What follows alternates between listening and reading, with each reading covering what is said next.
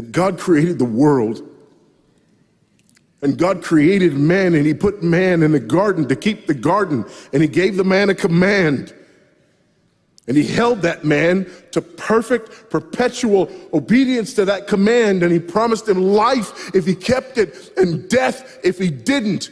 And he didn't keep it. He ate. And because he ate, because of that one man, sin entered the world, and death through sin. And everyone born from that man through ordinary generation inherited that man's sin nature. And because of that sin nature, sins proceed from it.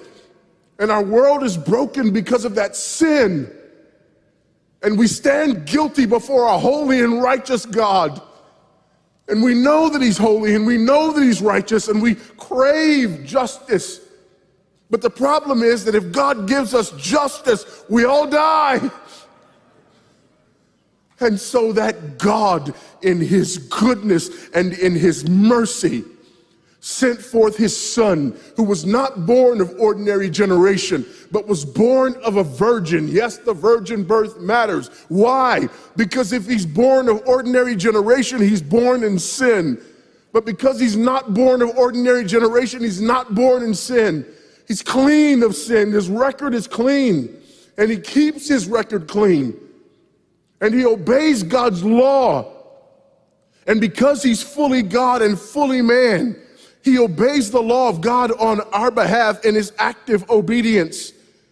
And then in his passive obedience, God made him who knew no sin to be sin for us. All we like sheep had gone astray.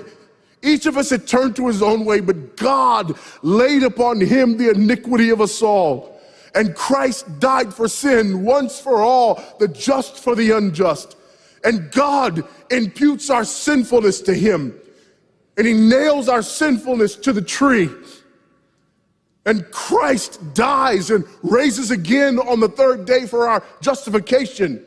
And there's another imputation. The righteousness of Christ is actually imputed to us so that God can be both just and the justifier of the one who places faith in Jesus Christ, so that all those who come to Christ may enter in, so that all those who place faith in Christ might be saved, but not only saved, but sanctified.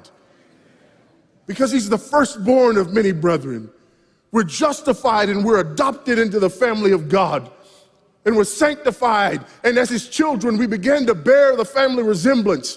And we're further sanctified throughout this life by the very same gospel that saves us. Until one day when it's all said and done, we're not just saved from the penalty of sin. We're not just saved from the power of sin, but one day we're glorified and saved from the very presence of sin.